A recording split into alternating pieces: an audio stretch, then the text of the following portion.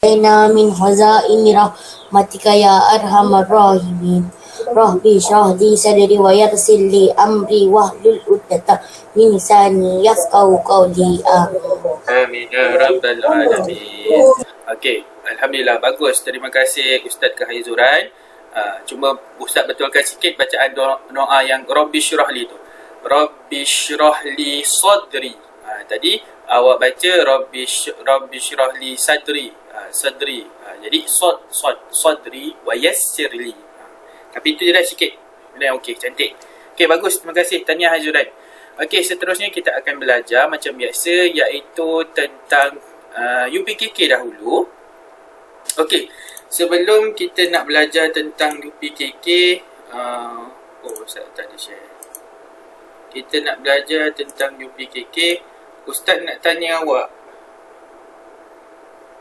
Nak tanya apa? Nak tanya awak. Ada tak yang awak dengar-dengar kawan-kawan ke ataupun family ahli keluarga yang ada positif COVID-19? Ada tak? Tak ada Alhamdulillah tak ada. Tak ada Ustaz. Betul lah Rogaya Hassan, Intan Nur Kasih. Ustaz dah agak dah. Betul rupanya. Okey, jadinya itulah dia. Jadinya kalaulah ada, andai katalah kalaulah ada, awak dengar-dengar lah. Contoh bukan family awak, bukan apa, tapi macam awak tahu kawan awak yang ni dia ada, dia tahulah berita yang dia terkena. Jadi boleh bagi tahu Ustaz, maklumkan dekat Ustaz akan maklumkan dekat guru besar. Nanti guru besar dia akan maklumkan dekat bahagian PPID. PPID ni pejabat lah. Nanti insya-Allah pejabat PPID tu dia akan bagi bantuan, bagi sumbangan. Sebab kan bila kena yalah COVID-19 ni satu penyakit, satu musibah. Jadi bila orang ditimpa musibah, kita bantu dia dari segi kewangan, dari segi semangat semua. Macam itulah. Jadi kalau ada nanti bagi tahu Ustaz. Bagi tahu kat WhatsApp je macam biasa. Okey, itu je untuk permulaan. Jadi kalau ada boleh maklumkan dekat Ustaz. Kita hari ni kita nak pergi kepada kita punya hafazan UPKK. Okey, hafazan UPKK, surah yang kita nak baca hari ini adalah surah Al-Fil. Ini dia surah Al-Fil. Surah Al-Fil. Kemudian kita nak baca surah At-Takatsur. Surah At-Takatsur. Dan yang ketiga dah sekali adalah surah Al-Adiyat. Surah Al-Adiyat. Jadi macam biasa, Ustaz akan baca dahulu. Kemudian Ustaz akan minta beberapa orang untuk baca. Okey, Ustaz besarkan dulu. Nampak tak kalau besarkan? Sini. Tadi. Oh, alamak. Sekejap. Okey, Ustaz rasa nampak kot. Oh, alamak. Sikit lagi. Okey, kalau macam ni okey tak? Okey tak dekat awak punya skrin? Okey, boleh? Boleh sebab nanti Ustaz nak minta awak baca. Sebab tu Ustaz macam apa ni, kalau boleh awak nampak lah dekat sini. Kalau tak pun boleh lah tengok Al-Quran. Kalau ada Al-Quran kan dekat sebelah itu. Okey, Ustaz akan baca dahulu. A'udzu billahi minasy syaithanir rajim. Bismillahirrahmanirrahim. ألم تر كيف فعل ربك بأصحاب الفيل ألم يجعل كيدهم في تضليل وأرسل عليهم طيرا أبابيل ترميهم بحجارة من سجيل فجعلهم كعصف مأكول صدق الله العظيم. Alhamdulillah. Jadi itulah bacaan untuk surah Al-Fil. Ini antara surah hafazan awak tahu. Jadi awak kena hafaz surah ni. Okey, jadinya Ustaz nak minta kita mulakan dengan lelaki dahulu. Ustaz nak minta Farizuddin dulu baca. Boleh Farizuddin? Farizuddin baca daripada awal sampai akhir. Okay, dipersilakan Ustaz. Ustaz Farizuddin. Bismillahirrahmanirrahim. Alam tara kaifa fa'ala rabbuka bi ashabil fil. Alam yaj'al kaidahum fi tadlil. Wa arsala alaihim Tadlil.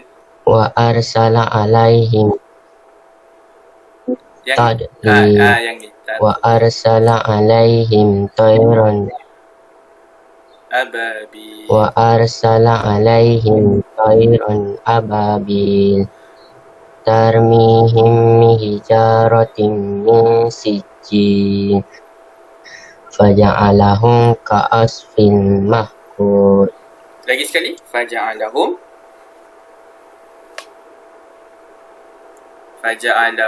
ka'asfin. Lagi sekali. Farijudin. Faja'alahum ka'asfil mahkul. Ya, sadaqallahul azim. Alhamdulillah, bacaan yang sangat bagus, bacaan yang sangat baik. Tak ada apa yang nak dibetulkan, yang lain semua betul. Okey, seterusnya Ustaz nak minta yang perempuan. Dipersilakan Ustazah Natrah Adriana. Terbalik. Adriana Natrah. Untuk baca daripada awal sampai akhir. Bismillah dulu Adriana. Bismillahirrahmanirrahim. Alam tara kaifa fa'ala rabbuka bi ashabil fil. Bi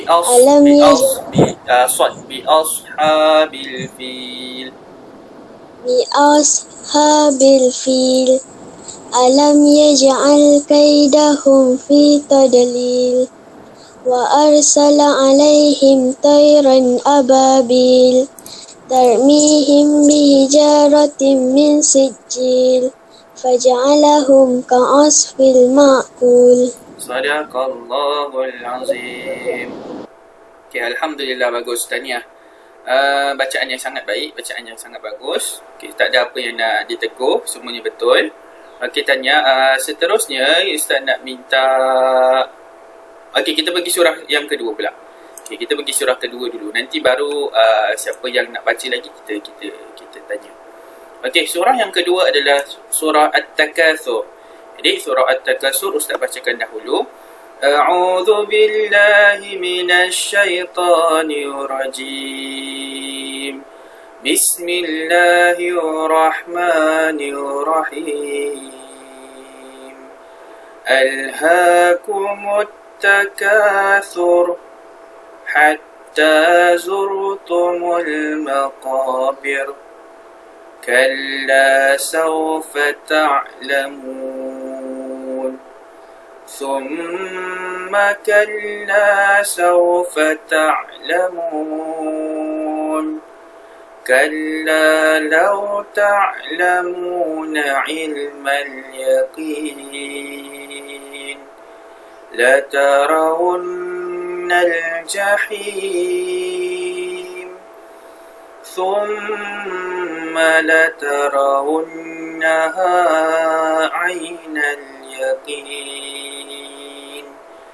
ثم لتسألن يومئذ عن النعيم.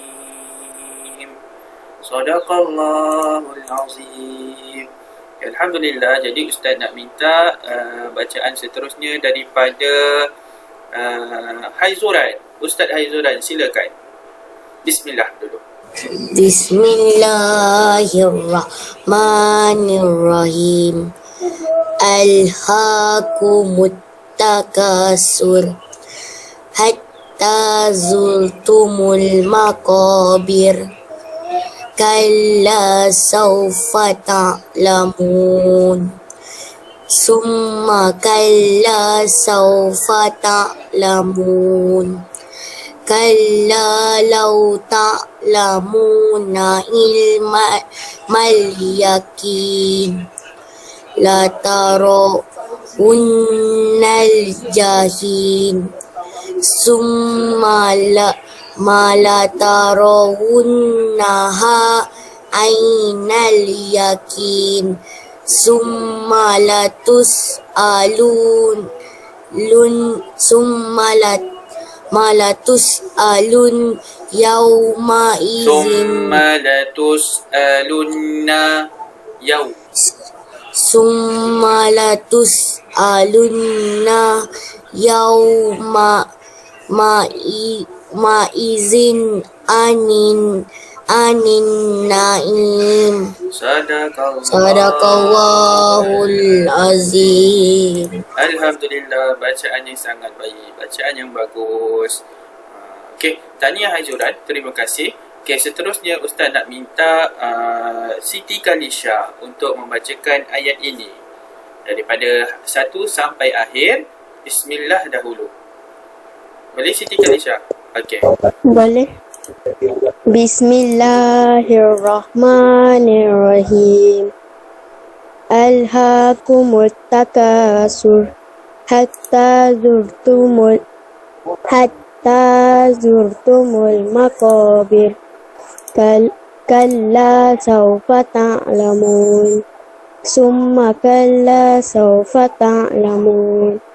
Kalla law ta'lamuna ilmal yaqin. Latarawunnal jahim. Lagi sekali. Latarawunnal jahim. Summa latarawunnaha ainal yaqin. Summa latus'alunna yawma izin anin na'im. Sadaqallahul azim. Alhamdulillah, bacaan yang sangat baik, bacaan yang bagus. Tahniah. Okey, jadinya seterusnya kita akan membaca surah yang ketiga, iaitu surah, sekejap Ustaz tengok.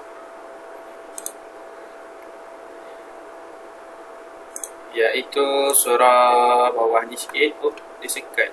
Patutlah. Macam mana? Kecilkan dulu. Okey, sini. Okey, baru boleh.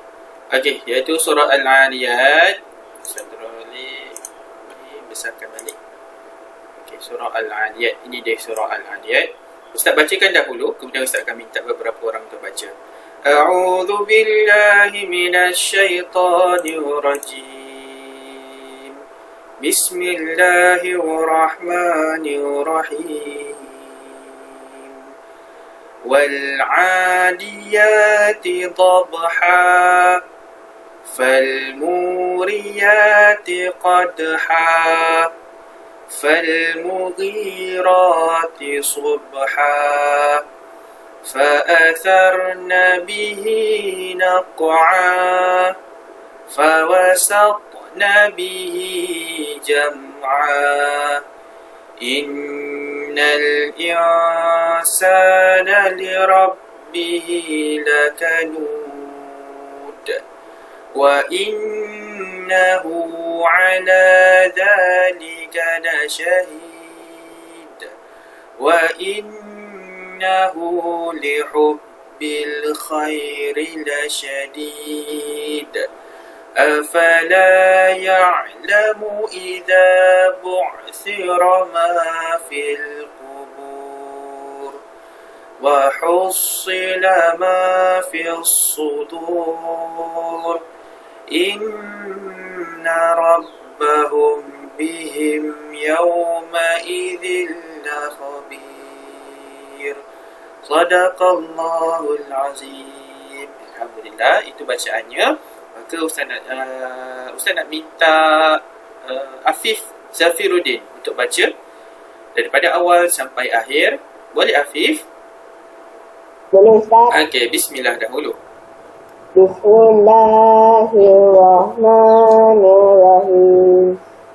Wal 'adiyati dhabha falmuriyati qadha falmuriyati qadha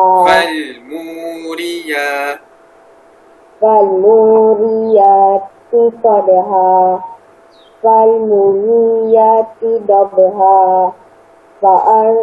fa'asarna bihi naq'a fawasatna bihi jam'a innal insana liwaqbihi lakanud Wa innahu ala zalika lasyahid. Wa innahu lihubbil khairi lasyadid. Afala ya'lamu iza bu'thira ma fil kubur. Wa husila ma fis sudur. Wa husila ma fis sudur. Inna rabbahum bihim yawma idzin lakhabir. Sadaqallahul Azim. Alhamdulillah. Bagus Afif. Tahniah. Bacaan yang sangat baik. Bacaan yang bagus. Terima kasih Ustaz. Okey, sama-sama. Nurul Hidayah. Nurul Hidayah baru masuk. Tulis nama dekat chat je. Okey. Jadinya cuma Ustaz nak ingatkan, iaitu Afif dekat hujung ni ada huruf dal kan. Huruf dal ini adalah huruf yang kita sebut ianya mengandungi sifat qalqalah lah.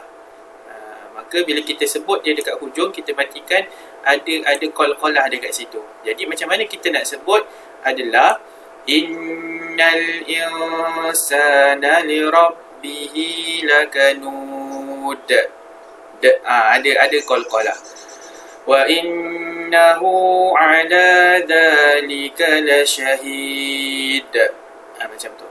Wa innahu li hubbil khairi lasyadid. Ustaz bunyikan dia lagi kuat sebab Ustaz nak nampakkan. Nak tunjuk dekat awak bahawa dekat hujung ini dia ada qalqalah.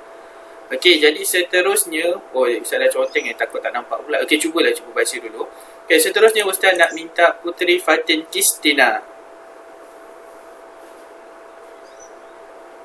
Puteri Fatin Kistina ada? Ya, ada. Okey, Puteri Fatin panjang ni Ustaz panggil. Puteri baca daripada ayat 1 sampai akhir. Bismillah dahulu. Bismillahirrahmanirrahim. Wal 'adiyati dhabha. Falmuriyati qadha. Falmughirati subha.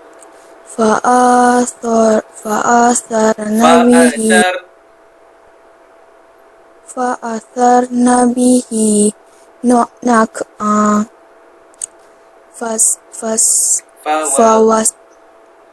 Fawasatna bihi jam'a. Innal insana li rabbihi lakanud. Wa innahu ala zalika lasyahid. Wa innahu lihubbil khairi lasyadid. Afala ya'lamu iza bu'thira ma fil kubur. Wa husila ma fis sudur. Inna rabbahum bihim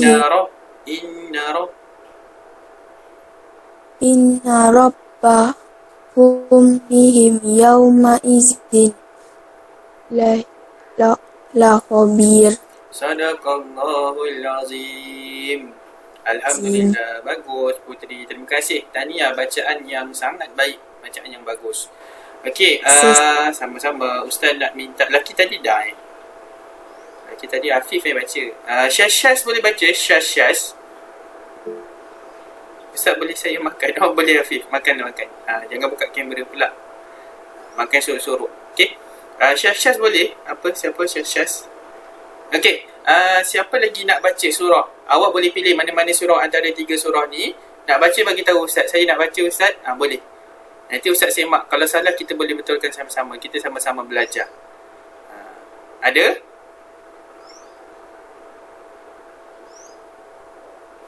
Ada? Tak ada. Okey. Tak ada. Jadinya itulah dia hafazan surah awak. 3 surah hafazan. Jadinya kita akan teruskan untuk pelajaran yang seterusnya. Okey. Sadaqallahul azim. Kita dah selesai untuk kita punya hafazan. Sekarang ni kita nak belajar iaitu tentang ustaz kebawahkan kan, jadi dia tak boleh lah. Macam mana nak ni balik? Draw. Sini. Kata mas tadi bentuk. Sudah. Macam mana nak ni balik? Ustaz pernah lupa dah. Tak apalah, biarlah. Okey, jadinya kita nak belajar tentang ini pula. Iaitu ibadat. Pelajaran yang ke-10 boleh buka pada muka surat 103. Buka muka surat 103. Kita nak belajar tentang solat istisqa. Okay, solat istisqa. Jadi apa itu solat istisqa? Solat istisqa. Ni lapin. Baru nampak. Okey. Itu dia. Lupa dah. Ni dia. Solat istisqa. Okey. Sebelum Ustaz nak terangkan, Ustaz nak tanya siapa ni? Muaz. Muaz. Muaz nak tanya. Ustaz nak tanya Muaz, boleh Muaz? Boleh? Okey, Muaz. Muaz rasa solat istisqa ni solat apa Muaz? Muaz rasa solat, okey. Solat minta panas ke solat minta hujan? Minta hujan. Ya, bagus Muaz. Tahniah. Jadi solat istisqa ni, terima kasih Muaz. Jadi solat istisqa ni adalah solat meminta hujan. Jadi apabila berlakunya kemarau, kadang-kadang kita ni dekat negara kita, bukan dekat negara kita lah, dekat seluruh dunia lah, mana-mana tempat akan berlaku satu musim ataupun akan berlaku satu bencana. Contohnya bila hujan terlampau lebat dan hujan tu begitu lama, maka kita akan mengalami apa? Kita akan mengalami banjir, betul tak? Kita akan mengalami banjir. Kemudian kalaulah kita lama sangat tak hujan, tak pernah hujan sikit pun, dah selama 3 bulan tak hujan-hujan, maka kita akan berlaku apa? Kita akan mengalami apa? Banjir ke kemarau? Kita akan mengalami kemarau. Sebab apa? Sebab tiada turunnya hujan. Panas sepanjang masa. Dan perkara ini pernah berlaku, banyak kali berlaku sebenarnya. Jadi Ustaz tulis dulu, solat meminta hujan. Ini dinamakan solat istisqa. Ustaz highlightkan kat sini. Okey. Solat istisqa adalah solat meminta hujan. Jadi apabila berlakunya kemarau ataupun berlakunya musim kemarau lah. Dan kalau ketika waktu dulu kan, masa sebelum-sebelum ni dah banyak kali berlaku kemarau. Dan sehinggakan kita punya empangan ni apa? Empangan ni untuk takung air. Tahu tak? Kalau kita ada macam sungai ke, kita ada sungai lah biasa, sungai ke, dekat situ nanti dia akan buat empangan. Dia akan tadah air, dia akan takung air kat situ. Jadi dekat situlah yang akan jadi bekalan air kita. Dia akan salurkan kepada tangki sana, kepada empangan-empangan kecil. Kemudian empangan kecil pergi dekat rumah awak. Rumah awak pun terus jadi keluar dekat paip. Ataupun kadang-kadang rumah awak ada tangki. Dia pergi masuk tangki dulu kat rumah awak. Kemudian daripada tangki tu barulah awak gunakan air tu. Tangki tu macam empangan lah. Tapi kalau tangki dekat rumah kecil je. Empangan ni besar sangat-sangat. Jadi empangan ni adalah untuk tampung bekalan air untuk satu-satu kawasan. Itulah dinamakan sebagai empangan. Jadinya ketika waktu dulu pernah berlaku kemarau dan adalah sehinggakan menyebabkan empangan itu hampir kering. Empangan tu air dia makin sikit. Dan sampaikan kita nak gunakan air kan, kita kena catur. Contohnya rumah ni boleh guna berapa liter air je. Lepas tu dah kena potong. Macam tu. Ataupun semua dia matikan air, dia putuskan bekalan air, kemudian awak kena ambil air melalui lori. Nanti ada lori datang lalu dekat kawasan rumah awak, nanti dia akan bagi air ikut botol kadang-kadang, ataupun dia akan tunggu kat situ, awak pun akan takunglah air tu. Ambil air tu, takung air tu, simpan buat bekalan air awak. Jadi sampaikan macam tu sekali. Okey. Jadinya, itulah berlakunya bencana, iaitu contohnya adalah musim kemarau. Jadi apabila kemarau yang terlampau panjang, awak rasalah pokok-pokok tumbuh-tumbuhan boleh hidup ke tak boleh hidup? Hayuran. Tak boleh kan? Afif tak boleh hidup. Jadinya, kita semua makhluk ini, binatang, tumbuh-tumbuhan, manusia, perlukan air. Sebab apa? Sebab kita kan keperluan asas kita, makanan, minuman, apa lagi? Pakaian dengan tempat tinggal. Betul tak? Bila ini keperluan asas, maka kalaulah salah satu tak ada, kita boleh katakan kita tak boleh hidup lah. Kita boleh ke hidup tanpa kita minum air? Tak boleh. Kita boleh ke hidup tanpa kita makan? Tak boleh. Kita boleh ke hidup tanpa ada pakaian satu pun? Tak boleh. Maka benda tu adalah keperluan asas yang kita kena ada untuk kita menjalani hari-hari kita. Buku surat berapa? Buku surat bukan muka surat, buku surat. Oh, buku surat. Buku surat 103. Nurin? Buku surat. Okey, jadi itulah apa dia? Ada ke solat minta panas? Solat minta panas tak ada. Sebab apa? Sebab panas ni adalah perkara yang dia bukan macam mana solat minta panas. Dia solat minta hujan berhenti ada. Bukan minta panas tau. Sebab contohlah, bukan solat minta berhenti. Tak ada. Solat minta berhenti hujan pula tak ada. Okey, maksudnya macam ni. Kita ada solat istisqa, di mana bila berlaku kemarau ataupun berlakunya hujan tak turun-turun, maka kita minta dekat Allah untuk turunkan hujan. Kemudian kalaulah banjir, iaitu hujan terlampau apa? Orang kata terlampau lebat dan lama, tak berhenti-berhenti, maka melibatkan banjir, maka kita buat solat hajat biasanya. Tak ada solat kita minta panas. Tapi solat minta hujan ada. Macam tu. Okey, jadinya solat minta hujan ini dinamakan solat istisqa. Okey, kita pergi dekat solat istisqa ni, jadi pengertian apa?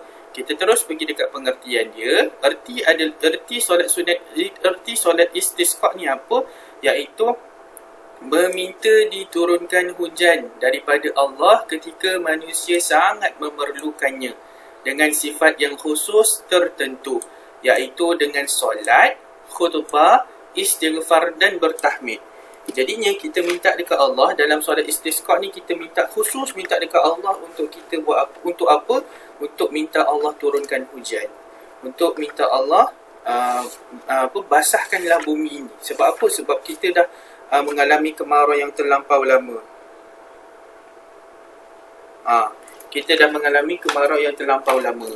Jadinya apa? Maka kita pun buatlah solat istisqa ni. Maka kita minta dengan cara solat. Kemudian dalam solat ni pun ada khutbah dekat selepas habis solat. Kemudian kita isi dengan istighfar. Istighfar ni kita meminta ampun kepada Allah. Istighfar. Dan bertahmid. Bertahmid ni adalah Alhamdulillah. Lafaz istighfar macam mana? Astaghfirullahalazim alladzi la ilaha illa huwal hayyul qayyum wa atubu ilaih. Itu lafaz istighfar. Kalau lafaz bertahmid adalah Alhamdulillah ataupun Alhamdulillahirabbil alamin. Alhamdulillah lah biasa kita sebutkan. Okey, jadi itulah dia. Kemudian inilah dalil disyariatkan solat istisqa. Jadi solat istisqa ni bukan kita buat saja-saja, bukan kita sendiri yang buat-buat, tidak. Solat istisqa ni telah ada di dalam hadis. Nabi telah bersabda bahawa apa? Bahawa Nabi Muhammad SAW telah keluar bersama-sama orang ramai untuk mengerjakan solat minta hujan. Baginda bersolat 2 rakaat dan menguatkan bacaan pada kedua-dua rakaatnya. Jadi perkara solat istisqa ni pernah dilakukan pada zaman Rasulullah. Rasulullah pernah buat ketika waktu dahulu. Maka sebab itulah kita ikut apa yang telah diajarkan oleh Rasulullah. Bila kemarau terlampau lama dan menyebabkan kita ni sakit. Bila terlampau panas kan kita boleh sakit tau. Kita terlampau kering. Jadi badan kita ni kurang air. Mungkin kulit kita akan mengelupas, mungkin kita akan kena demam, macam-macam perkara. Mungkin akan kena batuk sebab terlampau panas kan. Jadi perkara panas ni dia membawa kepada perkara yang tidak eloklah untuk kita. Sebab itulah kita minta supaya Allah turunkan hujan untuk lembapkan semula bumi ni, tanah bumi ni kan. Okey. Jadi seterusnya kita nak tengok hikmah dia. Kebaikan solat istisqa. Apa kebaikannya? hikmah daripada solat istisqa adalah menyedarkan manusia akan kebesaran, keagungan dan kekuasaan Allah. Jadi dekat sini kita nampak bahawa semua yang terjadi ni adalah atas izin Allah Ta'ala. Jadi contohlah, adakah kita yang buat untuk jadikan kemarau ini? Tidak. Semua ini atas kuasa Allah, betul tak? Kita tahu Allah itu maha berkuasa. Jadi bila berlaku kemarau ni, maka kita pun minta semula kepada Allah supaya Allah turunkan hujan. Janganlah ada sesetengah. Bukan waktu sekarang lah. Masa waktu bila. Okey. Masa tu tak silap Ustaz, adalah berlaku pada tu masa tu Ustaz sekolah menengah atau sekolah rendah lah. Ada orang Malaysia lah, orang rakyat kita, masyarakat kita, masa tu waktu kemarau. Dan dia tidak minta kepada Allah. Dia buat apa? Dia panggil bomoh. Dia panggil bomoh tu untuk turunkan hujan dekat kawasan tu. Maka dekat situ dah salah dari segi akidah. Dah menjadikan dia menjatuhkan perkara itu dari perbuatan syirik. Sebab apa? Dia minta selain daripada kuasa Allah. Benda ni pernah berlaku dekat masyarakat kita. Sebab tu kita kena ingat semula bahawa bila berlaku sesuatu, semua ini berlaku atas izin Allah. Semua ni berlaku atas kuasa Allah. Bila hujan turun, hujan pun turun atas izin Allah, atas kuasa Allah. Bukan kerana manusia, bukan kerana makhluk lain. Semua ini adalah kerana Allah. Okey, kita tengok hikmah, kebaikan yang kedua. Okey, kebaikan yang kedua, solat istisqa ini mengingatkan manusia bahawa sebagai makhluk, kita sentiasa memerlukan bantuan dan pertolongan Allah. Jadi dekat sini, bila berlakunya kemarau, bila berlakunya hujan tak turun-turun, panas je sepanjang masa. Dah 3 bulan, dah beberapa bulan asyik panas je. Tanaman kita mula mati, pokok-pokok mula mati, lepas tu dekat hutan mula terbakar. Sebab apa hutan mula terbakar? Sebab bumi ni terlampau panas. Pernah tak kadang-kadang kita dengar berita, kita tengok dekat berita, gunung dekat sini terbakar, gunung Indonesia terbakar. Kerana apa? Dekat Turki Ustaz. Dekat Turki kan. Masa tu kerana apa? Kerana terlampau panas. Dekat luar negara selalu terjadi benda ni. Sebenarnya dekat Indon pun selalu terjadi. Sebab bila mana tempat tu terlalu panas, daun-daun yang kering tu pun senang je nak terbakar. Contohlah dekat situ ada kaca. Kaca ni kan dia boleh pantulkan cahaya kan. Pancarkan semula cahaya kan. Jadi dia akan pancarkan semula cahaya. Cahaya tu akan jadi panas. Lama-lama dia akan menyebabkan kebakaran. Bila disiasat-siasat, ada ke orang bakar? Tak ada. Tak ada siapa pun buat pembakaran terbuka. Tak ada siapa pun yang bakar hutan tu. Tetapi hutan tu terbakar sebab apa? Sebab terlampau panas bumi ni. Sebab itulah kemarau ni sebenarnya bahaya.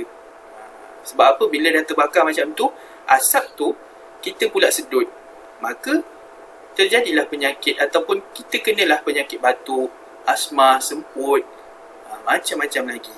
Jadi bila kita tahu perkara ini, bila kita lakukan solat istisqa, kita minta pertolongan ni daripada siapa? Kita minta pertolongan ni adalah kita minta pertolongan daripada Allah. Jangan kita buat perkara yang syirik, iaitu kita minta pertolongan selain Allah. Contoh apa yang pernah berlaku, kita minta daripada makhluk yang lain kan. Maka dekat situ kita mengundang kemurkaan Allah. Kerana apa? Perkara itu perkara yang syirik. Dan perbuatan orang tersebut tu adalah perbuatan yang khurafat. Itu menyekutukan Allah. Maka dekat situ bahayalah perkara tu. Boleh mendatangkan bala ataupun mendatangkan kemurkaan, kemarahan Allah. Jadi dekat situ sepatutnya apa? Kita ni renung balik. Bila berlaku satunya musibah, bila berlakunya satu bencana, bala bencana, maka kita kena tengok balik. Kita ni selama mana kita hidup, kita ni banyak buat pahala ke banyak buat dosa? Apa yang kita telah lakukan sepanjang kita hidup ni? Solat kita cukup tak hari ni? Subuh tadi solat tak? Zuhur tadi solat tak? Semalam subuh solat tak? Semalam zuhur solat tak? Asar, isyak, asar, maghrib, isyak. Kalaulah kita dah cukup solat, adakah kita ngaji setiap hari? Ataupun dalam minggu lepas, ada tak kita ngaji sekali? Kita tengok. Macam tu. Jadi, sebenarnya banyak perkara yang kita kena muhasabah diri. Bila kita tahu bencana berlaku macam ni, contohlah COVID-19 ni lah antaranya. Bila antara berlaku COVID-19 ni, wabak penyakit ni, yang kita tak boleh nak bendung. Kita tak nampak pun COVID-19 ni, betul tak? Jadi sebenarnya kita kena apa? Kita kena muhasabah diri. Kita kena bertaubat, istighfar banyak-banyak supaya apa? Supaya Allah hapuskan dosa kita. Sebab apa? Antara kenapa berlakunya wabak ataupun antara kenapa berlakunya bencana, musibah adalah atas dosa-dosa kita. Maka Allah turunkan semua ini adalah untuk menguji kita, untuk menyedarkan kita, untuk mengingatkan kita bahawa dekat dunia ni, dekat seluruh alam ini, siapa yang berkuasa hanya adalah Allah Subhanahu Wa Taala. Kan? Okey. Jadi sampai situ, kita pergi lagi dekat bawah ni. Selesai. Iaitu ini hukum betulkan dekat awak punya kitab. Muka surat 104. Yang ni salah ni. Dia tulis hikmah. Jadi awak pakai pensel. Awak betulkan iaitu ini adalah hukum. Hukum solat istisqa. Jadi kita nak tengok apa hukum solat istisqa. Hukum solat istisqa adalah sunat muakkadah. Inilah hukum solat istisqa. Bukannya wajib tetapi ianya adalah sunat. Sunat yang muakkadah, Ustaz dah terangkan dekat awak, ini adalah sunat yang dituntut. Kan? Okey. Macam solat sunat hari raya lah yang Ustaz kata kan. Itu adalah solat sunat yang muakkadah. Sunat yang dituntut. Okey. Kita tengok pula dekat bawah ni nombor 2, iaitu solat ini sunat ditunaikan jika ingin mendapatkan hujan. Inilah solat sunat istisqa. Khusus untuk kita minta hujan. Minta Allah turunkan hujan, ini dinamakan solat istisqa. Benda ini berlaku pada zaman Nabi Muhammad sallallahu alaihi wasallam. Maka kita ikut apa yang Nabi telah ajar. Jika tidak berkehendakkan hujan, tidak harus dan tidak sah didirikan. Macam tu. Kalau anda katalah memang keadaan kita biasa je. Ada hujan, ada panas, normal, keadaan biasa. Tapi kita buat solat istisqa. Maka perkara ini tidak harus. Maksudnya tidak boleh lah dan tidak sah didirikan. Tak boleh nak buat, dan bila kita buat juga, maka perkara itu, solat yang kita dirikan, solat istisqa yang kita dirikan ni tidak sah. Kerana apa? Kerana hujan ada. Bukannya hujan tak ada. Hujan ada je berlaku. Hujan ada je turun. Jadi kita tak boleh lah. Bila kita nak buat, apabila memang hujan betul-betul tak ada turun. Memang berlaku kemarau lah. Okey. Kemudian, andai katalah akan datang ni berlakulah kemarau lagi. Akan datang ni berlakulah satu musibah ataupun bencana di mana tidak turunnya hujan selama berbulan-bulan. Dan macam mana kita nak minta pertolongan Allah, kita nak mohon Allah turunkan hujan. Yang pertama sekali kita kena berdoa kepada Allah. Ini perkara asas. Apabila kita nakkan sesuatu, apa yang kita kena lakukan adalah berdoa. Berdoa ni memohon kepada Allah. Inilah sekurang-kurangnya, paling kuranglah sangat ni. Kalau kita tak buat solat sunat ke, kita tak buat solat hajat ke, kita paling kurang mesti ada berdoa kepada Allah. Bila kita berdoa, tandanya bahawa apa? Tanda bahawa kita ni tak sombong pun dengan Allah. Kita tahu bahawa apa-apa sahaja keadaan, kita minta pertolongan Allah. Okey, yang kedua bila kita nak minta memohon hujan ni adalah berdoa setelah menunaikan solat. Ini kedua yang terbaik. Kita solatlah apa-apa yang kita solat. Kita buat solat sunat ke, ataupun kita buat solat fardu kan.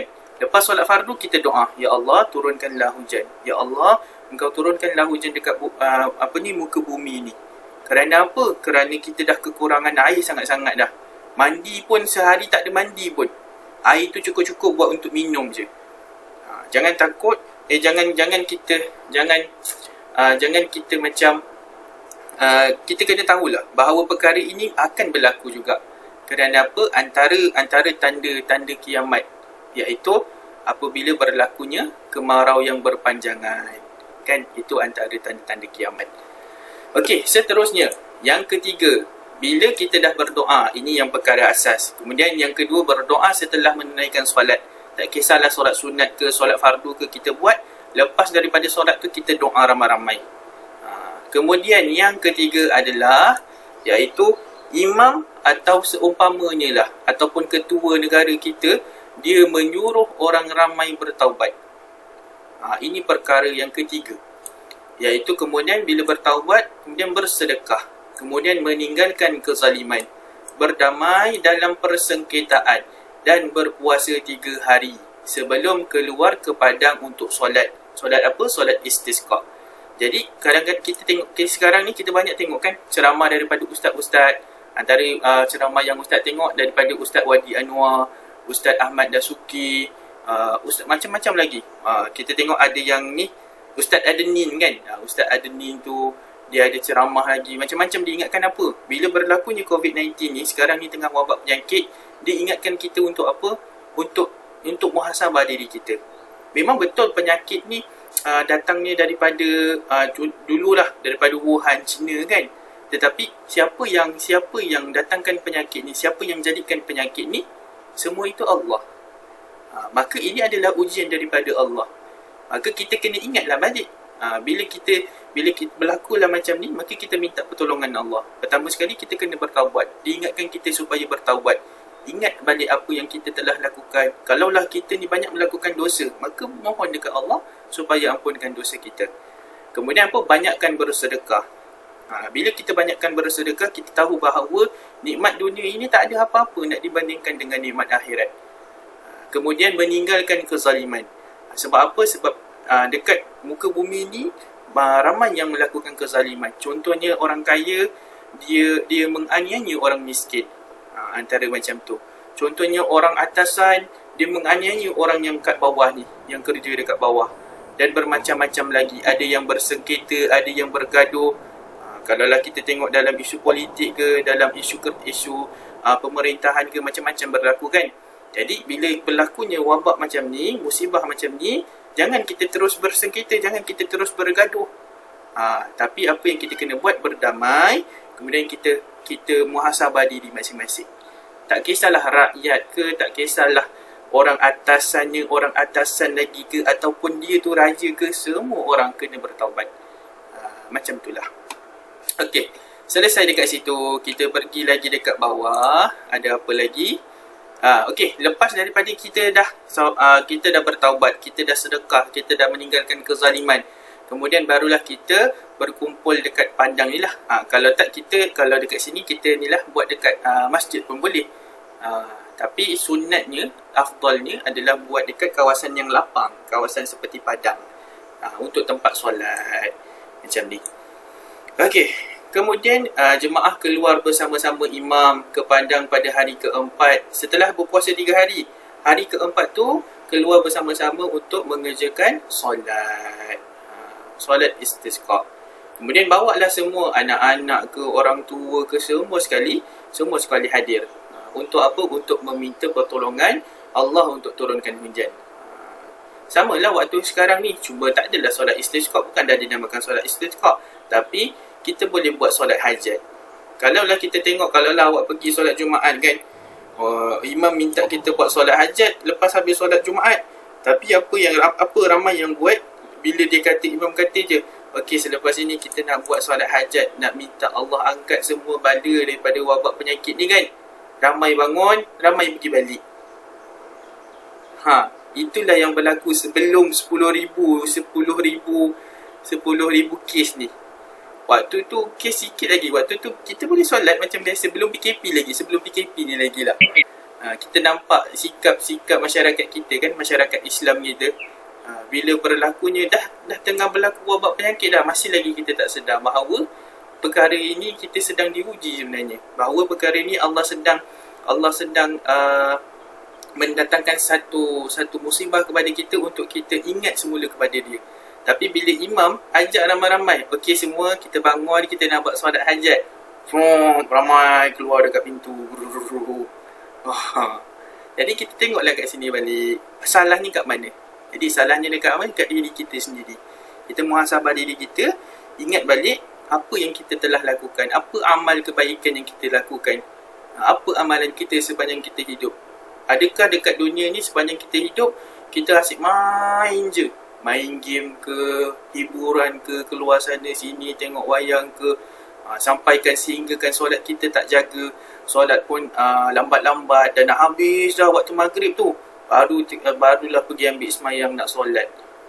Lepas tu kita pernah ke mengaji ke, walaupun satu muka ke, sehelai ke satu hari ataupun sebulan tu, ada tak kita mengaji ke ataupun langsung tidak ada. Jadi kat situlah kita muhasabah diri kita balik. Di mana salahnya sebenarnya? Okey, habis dekat situ, ya, apa dia? Ada ke orang yang dalam hidup dia tak pernah mengaji? Ada. Ada orang dalam hidup dia tak pernah solat, tetapi dia Islam. Ada orang dalam hidup dia tak pernah mengaji, tetapi dia Islam. Ada orang dia tak pandai mengaji, tak pandai langsung baca Al-Quran, tetapi dia Islam. Dan sebenarnya ramai sangat pada zaman sekarang ni lah. Pada zaman sekarang ni ramai sangat. Sebab itulah bila datangnya bencana macam ni, sebab itulah bila datangnya musibah, penyakit, wabak macam ni, kita tengok balik, kita ingatkan balik. Kita ingatkan diri kita balik. Adakah kita ni taat kepada perintah Allah? Sebab apa? Sebab Ustaz dengar juga ceramah daripada ustaz-ustaz yang lain. Kemudian apa yang berlaku ketika mana kan ada vaksin kan, kita nak cucuk vaksin kan. Jadi cucuk vaksin tu kadang-kadang lama tau. Kadang-kadang kita kena tunggu sebab dia ada section dia. Daripada section pertama kita tulis borang, lepas tu kita daftar. Berarti saya dah nak habis lah, kesian Kalisha. Tak apalah Kalisha, Ustaz ada rakam, nanti tengok kat YouTube je. Jadi ketika proses kita nak cucuk vaksin tu, dia mengambil tempoh masa yang lama. Jadi ada orang sehinggakan orang yang cucuk vaksin dan orang yang kena cucuk vaksin tu, dia tidak menunaikan solat. Dia Islam, tetapi dia tidak menunaikan solat. Ini berdasarkan apa yang Ustaz dengar ceramah tu. Tak silap Ustaz, daripada Ustaz Adnin. Awak boleh check lah dekat YouTube ke, dekat Instagram ke, kat mana-mana. Ada. Ustaz Adnin tu dia sampaikan bahawa apa, kita ni sampai sekarang masih kita tak sedar bahawa siapa yang memberikan kesembuhan kepada penyakit sebenarnya adalah Allah. Tetapi kita ni lebih percaya kepada vaksin. Kita lebih percaya kepada ubat-ubatan. Kan? Kita lebih percaya kepada rawatan manusia. Betul kita ikhtiar, tetapi kita kena percaya bahawa yang menyembuhkan itu Allah. Jadi walaupun dalam keadaan vaksin tu, kita tahu sekarang ni waktu maghrib, kita pun pergi solat. Ini apa? Ini kita punya appointment daripada pukul 7 tu, kita tunggu kat situ, kat situ ada surau, kat situ ada tempat surau, ada tempat solat, boleh solat. Tetapi apa? Dia tidak menunaikan solat pada ketika sepatutnya dia tunaikan solat. Jadi itulah dia. Tak pelik lah tadi kalau Afif tanya, ada ke dia tak pernah solat? Ada. Dan zaman sekarang ni terlampau ramai sangat. Kalau boleh awak dengar ceramah daripada Ustaz Wadi Anwar, dia kata apa? 80% masyarakat Malaysia, masyarakat Islam Malaysia tak solat 5 waktu. Kurang daripada 20% yang hanya solat 5 waktu. Itu solat fardu. Cuba bayangkanlah solat-solat yang lain. Mengaji pula Al-Quran macam mana. Solat pun tak buat lagi kan mengaji. Jadi itulah kenapa kita kena muhasabah diri lah. Kita kena ingatkan orang-orang lain juga. Okey, selesai dekat situ.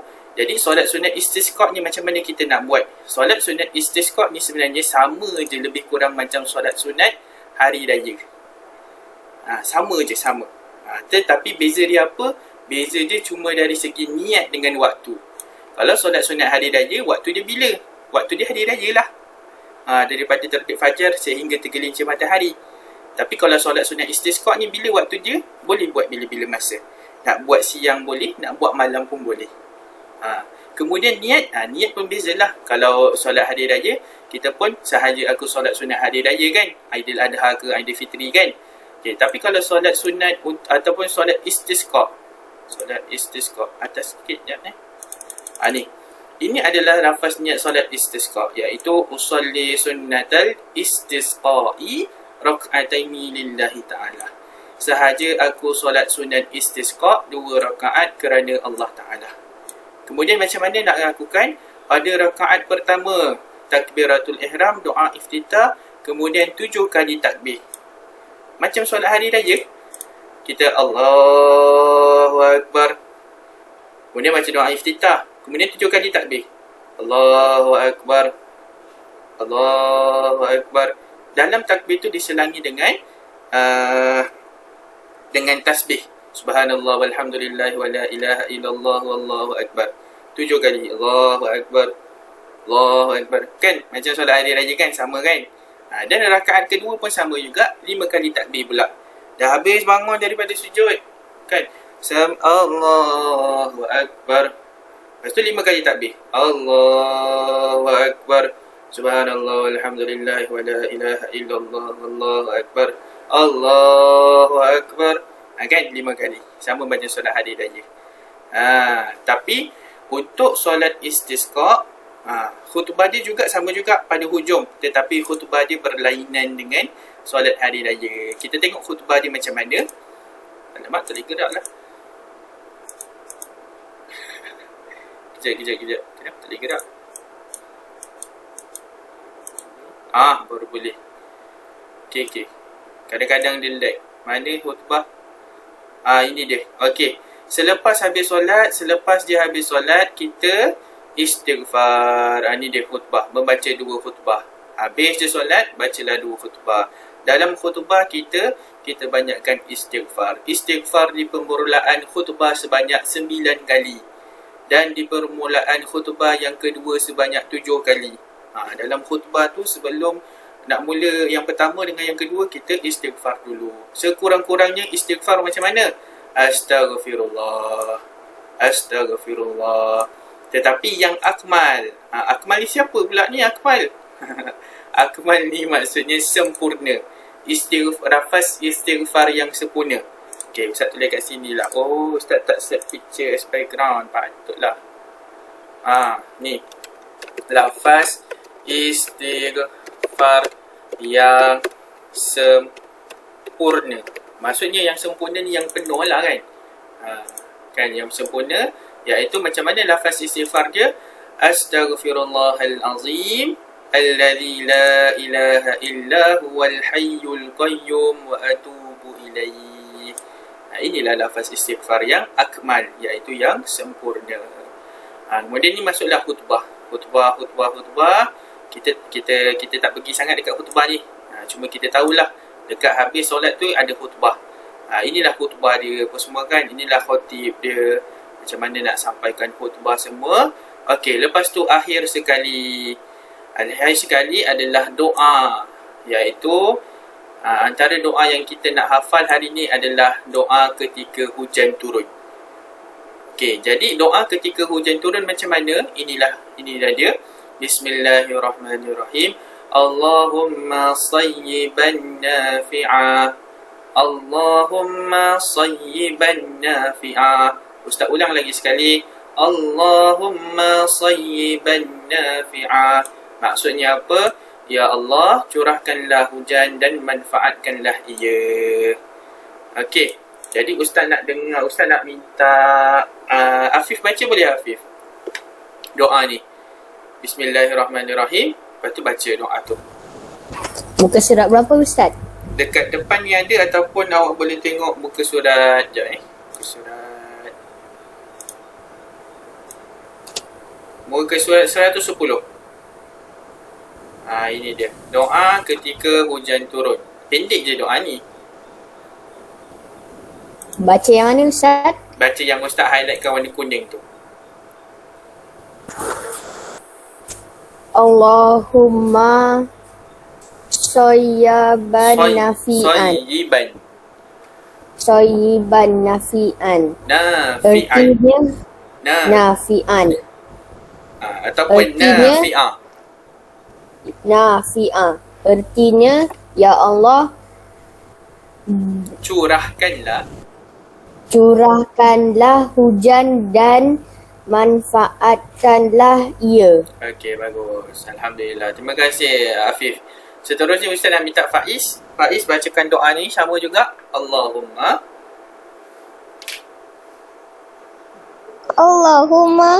sayyiban nafi'a. Artinya Allah, curahkanlah nafi'ah. Artinya, Ya Allah, curahkanlah hujan dan manfaatkanlah ia. Ya, Alhamdulillah. Terima kasih Faiz, bacaan yang bagus. Okay. Kemudian ada juga doa setelah hujan berhenti. Bila hujan dah berhenti, kita pun bacalah doa Bismillahirrahmanirrahim. Mutirna bifadlillahi wa rahmatih. Apa maksud dia? Telah diturunkan hujan kepada kami dengan kelebihan Allah dan rahmatnya. Hujan ni adalah rahmat. Bila hujan turun, hujan dapat membasahi bumi. Haiwan, binatang dapat minum. Tumbuh-tumbuhan dapat minum juga hasil daripada hujan tu. Bumi basah. Kemudian tumbuh-tumbuhan pun segar, dapat hidup semula. Kita perlukan air juga untuk minum, untuk mandi, untuk kegunaan seharian kita. Maka hujan itu adalah rahmat, kebaikan kepada seluruh manusia lah, masyarakat, seluruh alam. Okay, keterangan hukumnya, kalaulah andai kata ada angin kuat, kemudian kita memaki angin, maka makruh hukum dia. Contohkan tiba-tiba angin kuat kencang, kita pun cakap perkara yang tak elok, kita pun memaki-maki, maka hukumnya adalah makruh. Kerana apa? Kerana angin ni adalah ciptaan Allah. Siapa yang menjadikan angin itu adalah Allah. Maka bahkan boleh menjadikan kita berdosa bila kita memakinya melampaui batas. Okey. Kemudian ni ada doa, iaitu apabila hujan terlalu banyak dan memudaratkan. Ini Afif tanya tadi. Jadi Afif tanya macam mana, ataupun macam mana kita nak minta panas kan? Bukan kita nak minta panas. Andai katalah hujan tu terlampau lama, kemudian asyik hujan je, ada doa dia. Kita boleh buat solat sunnah hajat. Kita minta Allah untuk berhentikan hujan tu. Ataupun kita boleh baca doa ini. Allahumma hawalaina wala alaina. Allahumma ala al-akami waz-zirabi wa butunil awdiyah wa manabatis syajar. Ya Allah, turunkanlah hujan di sekitar kami, bukan untuk merosakkan kami. Ya Allah, turunkanlah hujan di dataran tinggi, bukit bukau, perut lembah dan tempat tumbuhnya pohon. Kita minta macam ni. Okey, ada apa-apa soalan tak? Tak ada. Tak ada. Okey, kalau tak ada, Ustaz ada soalan. Soalannya adalah, pertama, tuliskan pengertian solat istisqa. Jadi kita tahu solat istisqa ni apa? Solat meminta hujan. Kalau lah awak tulis solat meminta hujan pun dah betul lah. Okey, contoh Ustaz tulis dalam bahasa Melayu solat meminta hujan. Ini pun dah betul dah. Tapi lebih baik tulis yang penuh, iaitu ada dekat muka surat yang pertama tu. Muka surat ni dia. Ni muka surat 103. Muka surat 103 ni ada dari segi istilah.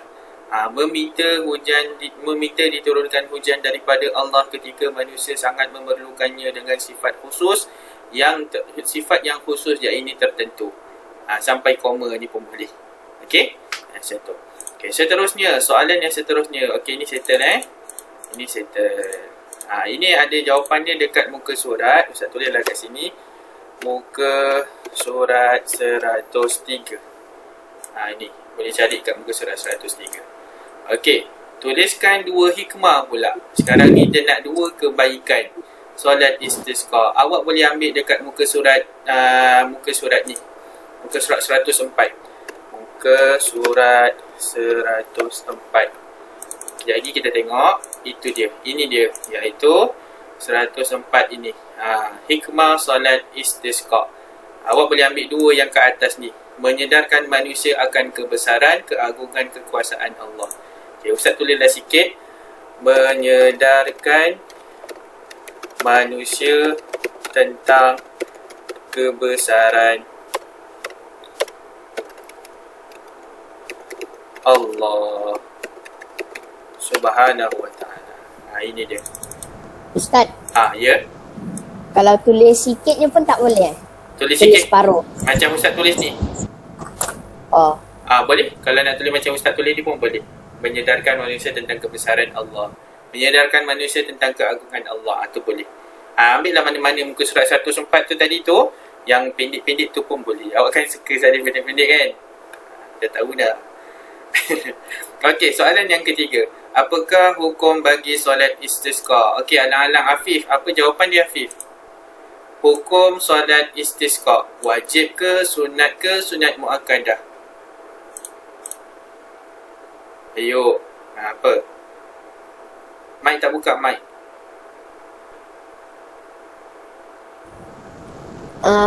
Sunat muakkadah. Ya, betul. Tahniah Afif. Dah macam streamer dah. Sunat muakkadah, betul. Tahniah Afif, terima kasih.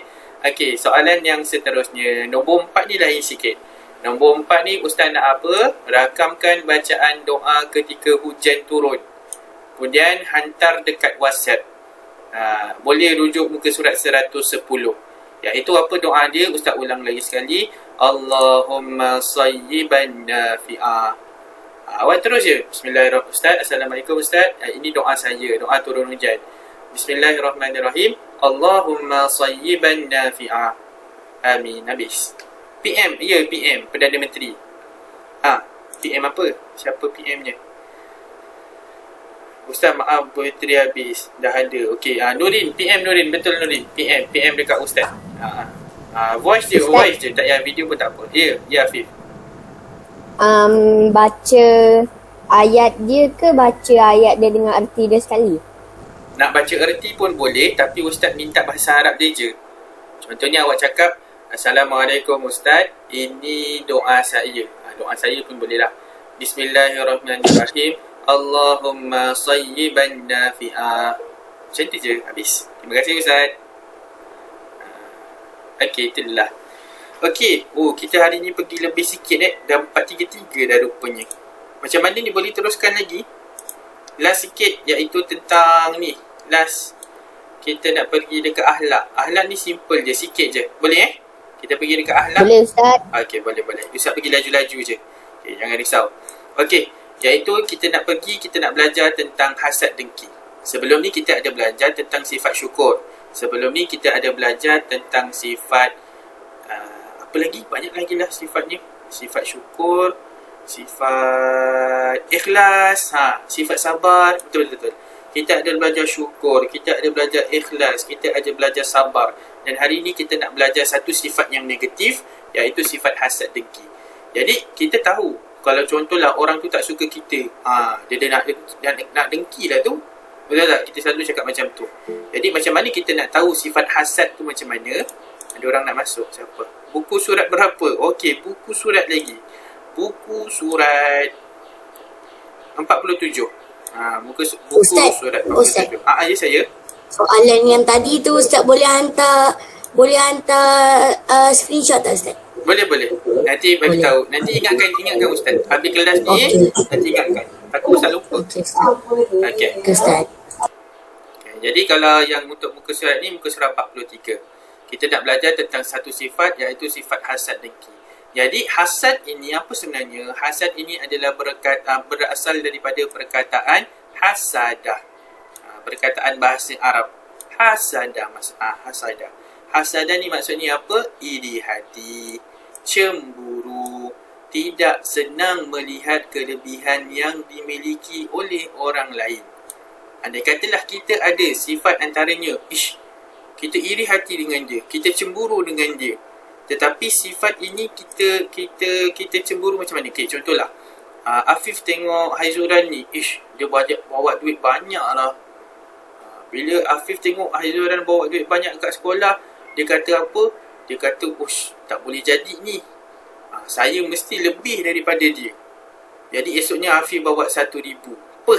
Ya Allah, kayanya 1,000. Tapi macam tu lah.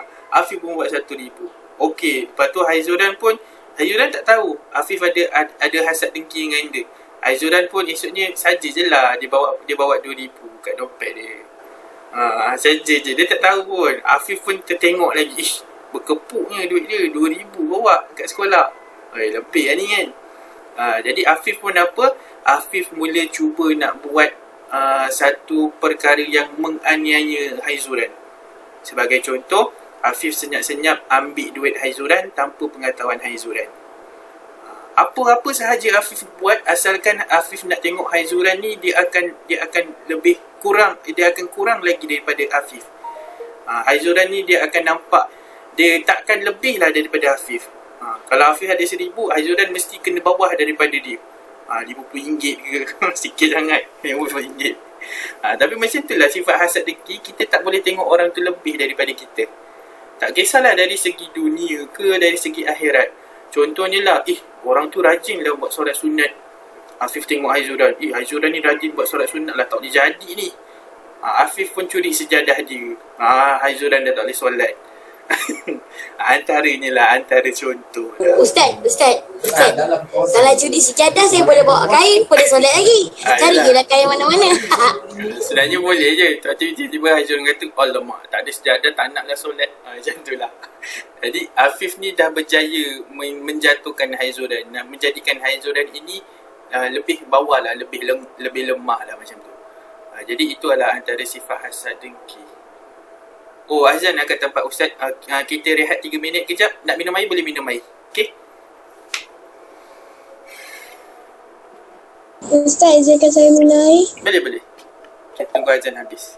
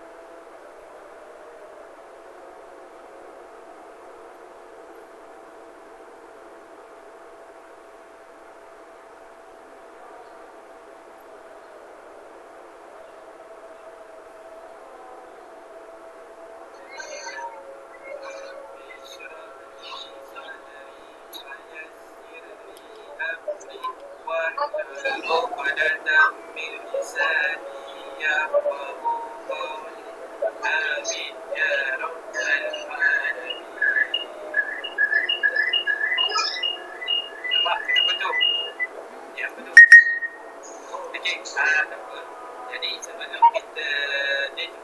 kita nak mulakan kelas kita pada hari ini dengan bacaan doa bacaan surah Fatihah. Jadi kita baca sama-sama.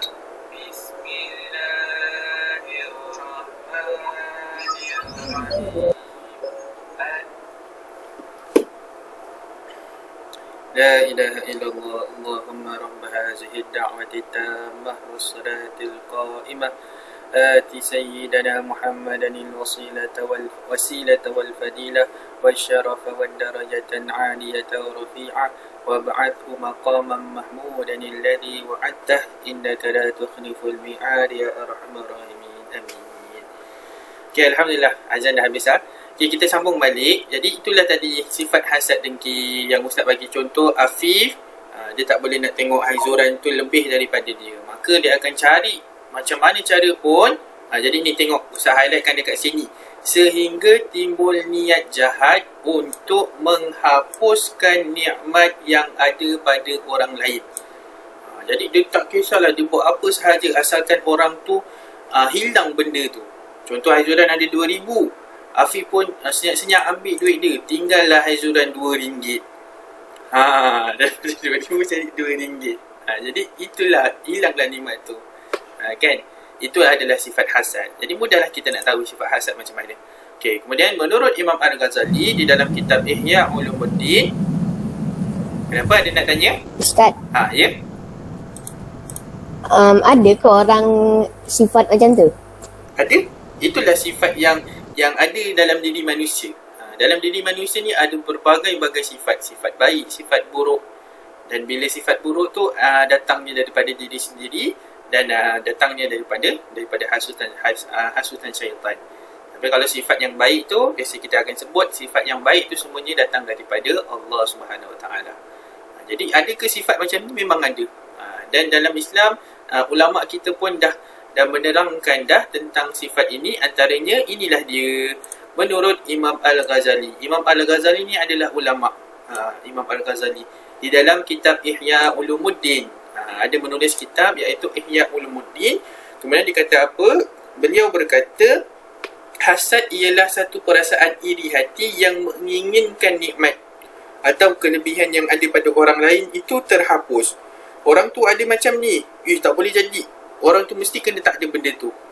Jadi kita pun buatlah sesuatu yang menjadikan dia hilang nikmat tersebut. Okey, kemudian sifat hasad ini dilarang di dalam Islam. Larangan hasad adalah umum.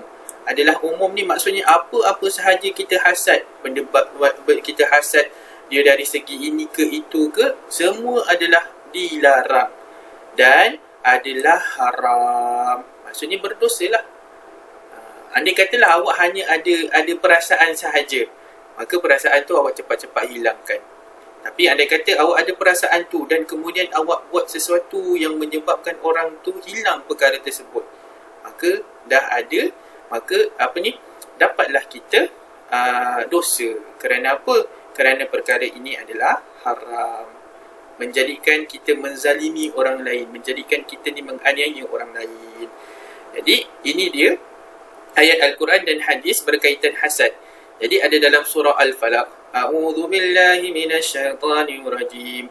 Qul a'udzu birabbil falaq min syarri ma khalaq wa min syarri ghasikin idza waqab wa min syarri naffathati fil 'uqad wa min syarri hasidin idza hasad. Sadaqallahul azim. Kata Allah di dalam Al-Quran iaitu surah Al-Falaq, katakanlah wahai Muhammad, aku berlindung kepada Allah, Tuhan yang menciptakan sekalian makhluk, dari bencana makhluk-makhluk yang ia ciptakan, dan dari bahaya gelap apabila ia masuk, dan dari kejahatan makhluk-makhluk yang menghembus-hembus pada simpulan-simpulan dan ikatan-ikatan, dan dari kejahatan orang yang dengki apabila ia melakukan dengkinya. Jadi dalam surah ini Allah dah nyatakan bahawa manusia ni akan ada sifat dengki. Mungkin kita sendiri pun sebenarnya ada sifat hasad dengki. Tetapi berjaya atau tak kita hapuskan sifat tu, berjaya atau tak kita tangani sifat tu. Kadang-kadang kita memang orang kata macam sifat yang macam semula jadi dalam diri kita. Dia ni pandai lah. Kita cemburu. Ibu sayang adik lebih lah. Biasalah macam tu. Ibu ni macam lebihkan abang je, lebihkan kakak je kan. Kita nampak macam tu. Itu perkara yang biasa. Tetapi macam mana kita nak menangani sifat tu? Adakah bila ibu tengok ibu lebih sayang kepada adik, kita pun sengaja kita asyik dengki je adik kita sampai dia nangis. Maka dekat situ kita tak dapatlah nak menangani sifat hasad dengki kita tu. Kat situ dah jadikan, betul tak kita nampak? Okey, last sekali sebelum kita habis, kita nak pergi punca sifat. Okey, macam mana perkara ini boleh ada? Sifat hasad dengki kita boleh ada dalam diri kita. Pertama sekali, kita merasa diri kita ni lebih mulia, diri kita ni lebih baik, diri kita ni lebih hebat. Maka kita tak boleh tengok orang lebih daripada kita. Mesti kita je yang lebih hebat. Jadi sebab itulah kita akan ada timbulnya sifat hasad. Contohnya, kita tak boleh tengok adik kita lebih sikit daripada kita. Bila adik dapat mainan, kita pun nak mainan juga. Bukan mainan yang biasa, mainan yang lebih hebat daripada adik. Dekat situ kita dah nampak dah kita ada sifat hasad dengki yang mana kita tak boleh kurang daripada orang lain. Kita nak lebih. Kemudian bila kita ada perasaan permusuhan dan kebencian, bila kita tak sukakan seseorang, contoh kita tak suka ke abang kita tak suka dekat adik kita, maka kita mulalah ada hasad dengki. Contohnya kita ambil dia punya permainan, kita sorokkan dekat bawah kerusi, kita sorokkan kat bawah katil ke apa ke, asalkan dia tu akan nangis, asalkan dia tu akan jadi susah. Itu adalah sifat hasad dengki. Kita ambil 2 contoh. Ini punca dia. Okey, habis seterusnya kita nak tengok ciri-ciri. Macam mana ciri-ciri hasad dengki ni adalah apabila kita ingin melihat nikmat yang diperoleh orang lain tu hilang ataupun berpindah kepada kita. Contohnya adik dapat lebih, lepas tu kita cakap tak boleh jadi. Kita pun ambil curi ataupun kita pergi buang mainan dia. Jadi adik dah tak ada apa-apa. Kita pun dah rasa padan muka macam tu. Jadi tak boleh lah macam tu. Itu sifat hasad dengki. Okey? Itu antara ciri-ciri dia. Kemudian tidak ingin melihat orang lain mendapat nikmat. Sama lah tu. Adik tak boleh dapat mainan. Jadi mesti buat sesuatu ni. Awak pun cakap dah. Ibu tadi adik pecahkan kaca, pecahkan gelas. Sudah baca harap balas. Tu tak kan. Jadi adik pecahkan gelas. Jadi ibu pun kata, disebabkan adik pecahkan gelas, maka adik tak dapat hadiah lah, tak dapat mainan. Awak pun cakap, selamat adik tak dapat. Awak buat sesuatu perkara yang hasad dengki tu, menjadikan adik tak dapat sesuatu, menjadikan orang lain tu tak dapat benda tu. Okey. Sifat orang yang hasad. Jadi sifat dia apa? Mengadu domba. Mengadu domba ni macam mana? Awak mengada-ngadakan cerita. Contohlah awak pergi kat ibu. Ibu, adik buat macam ni, buat macam ni. Padahal adik tak buat apa-apa pun. Lepas tu, tak boleh dah buat macam ni sekejap. Mengadu domba ni macam melaga-lagakan tau. Melaga-lagakan.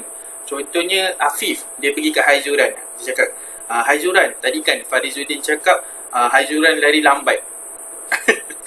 Lepas tu Dr. Afif pun pergi kat Farizuddin, tadi Haizuran cakap awak ni perasan handsome. Lepas tu bila Farizuddin cakap macam ni rupanya, Farizuddin pula Haizuran cakap macam ni kat saya. Jadinya apa? Mereka mula bergaduh. Sebab apa Afif buat macam itu? Sebab Afif tengok Haizuran dengan Farizuddin ni nak mula rapat, nak mula jadi kawan baik. Tak boleh jadi ni. Sebab itulah adanya sifat ataupun antara perkara perangai dia adalah mengadu domba. Ini adalah sifat hasad dengki lah. Kemudian yang kedua, mata memfitnah dan mengumpat. Contohnya buat sesuatu lah fitnah. Padahal Haizuran tak macam ni. Afif cakap Haizuran macam ni dekat Farizuddin. Kemudian mereka pun dah tak berkawan. Dah tak bertegur siapa. Pandang pun dah tak boleh dah. Ustaz. Apa? Kalau saya cakap dengan Farizuddin ni, tak mungkin dia macam itu. Saya cakap dengan Farizuddin, siapa yang bagi tahu tadi? Afif, jom kita belasah dia. Kena belasah Afif. Habis lah Afif kena belasah. Habis headset semua habis. Dah tak jadi streamer dah. Okey. Habis selesai kat situ. Mengata, memfitnah dan mengumpat. Jadi ini antara perangai ataupun sikap orang yang ada hasad dengki. Okey. Habis last sekali akibat. Jadi apabila orang yang ada sifat hasad dengki, apa akibat dia? Perkara pertama adalah dia dibenci oleh Allah Subhanahu Wa Taala dan Rasulnya. Kerana apa? Di dalam Islam Allah melarang kita untuk ada sifat hasad dengki. Rasulullah pun tak suka bila kita ni mengayangi orang, mengkhianati orang, menzalimi orang lain. Maka kita ni dah berdosa kemudian dibenci oleh Allah dan Rasulnya. Maka bahayalah dekat kita. Kerana apa? Bila kita mendapat kebencian ataupun murka daripada Allah, maka tempat kita di mana? Adakah di syurga? Jadi kita tahu kan tempatnya di mana. Jadi sebab itulah kita kena bertaubat. Dan yang sekali dibenci oleh masyarakat. Ialah bila awak dah ada hasad dengki, orang tengok, jangan bagi tahu dia, nanti dia buat sesuatu dekat awak. Jadi orang mula takut dengan awak tau. Tak naklah bagi tahu dia, nanti dia mulalah dengki kan. Jadi ini apa semua. Jadi orang benci awak tahu sebab apa? Sebab adanya sifat hasad dengki, hasad dengki dalam diri kita. Jadi itulah dia. Dibenci Allah, dibenci Rasul, kemudian dibenci masyarakat. Nampaklah sifat ni sangat-sangat tidak baik. Okay, dan last sekali kita nak tengok cara menjauhi sifat hasad. Macam mana kita nak jauhkan diri kita daripada sifat hasad? Kadang-kadang kita memang ada sifat cemburu. Ish, dia ni lebih pandai lah. Ish, dia ni lebih hebat lah. Dia ni rajin lah. Tapi kita nak hilangkan sifat nak hasad dengki tu, maka kita pun dekatkanlah diri dengan Allah. Alhamdulillah, mungkin dia ni berusaha lebih, jadi Allah pun berilah dia lebih pandai. Allah pun lebihlah beri dia. Sebab dia rajin, Allah pun berilah lebih nikmat dekat dia. Macam tu. Kemudian, kita sentiasa berfikiran positif dan bersangka baik. Jadi inilah. Bila kita tengok, dia ni banyak duit lah bawa, maka kita pun bersangka baik. Oh, itu mungkin daripada ibu dan ayah dia. Oh, itu mungkin hasil daripada titik peluh dia. Dia kerja kuat. Dia kerja bersungguh-sungguh. Maka dia dapatlah apa yang diimpikan. Okey, selesai dekat situ. Ada apa-apa soalan? Tak ada. Tak ada. Kalau enggak ada, kita lanjut kepada soalan yang pertama. Iaitu soalan pertama. Hasad berasal daripada perkataan hasada, yang artinya ialah senang hati ke, iri hati ke, sakit hati? Iri hati. Ya, iri hati. Sebab kata orang Indon, iri bilang bos. Itu apa? Itu bukan. Itu bukan. Okey, soalan yang kedua. Jadi tadi jawapannya ba. Okey, soalan yang kedua. Hukum hasad ialah apa? Ni salah eja ni. Katanya alif, ya alif. Lepas tu lam, ha. Apa betul? Apa hukum? Sunat Haram. harus haram. Ya, betul. Hukum hasad adalah haram. Kita dilarang. Maksudnya, kita tak boleh nak buat lah. Haram. Maka bila kita buat, berdosa. Okey, selesai. Soalan yang ketiga. Senaraikan ciri hasad. Okey, senaraikan ciri hasad ni awak boleh tengok dekat muka surat ciri hasad. Ciri ni akibat. Ciri Muka surat 50. Muka surat 50, betul? Ini dia. Muka surat 50 ada dekat atas ni. Ingin melihat nikmat yang diperolehi orang lain, itu hilang. Okey, Ustaz tulis satu lah. Muka surat 50 salah buka. Alamak, lag. Okey, kejap. Okey, Ustaz tulis dulu. Muka surat 50 tadi. 50. Okey, boleh rujuk muka surat 50. Okey, kemudian Ustaz tulis satu jawapannya, ingin melihat nikmat orang lain hilang atau terhapus.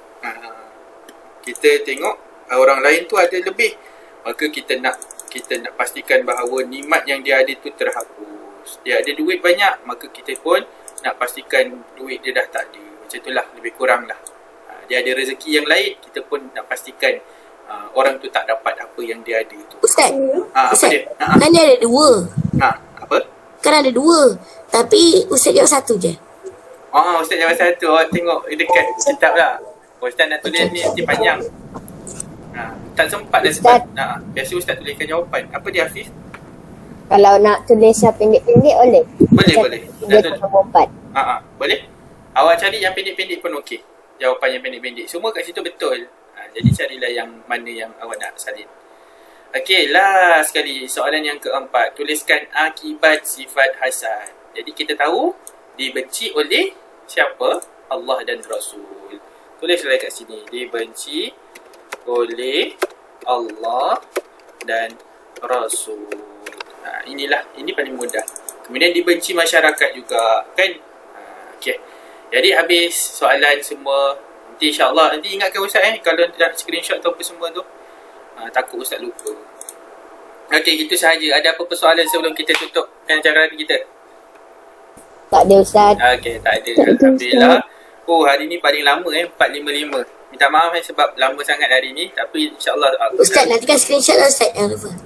WhatsApp Ustaz.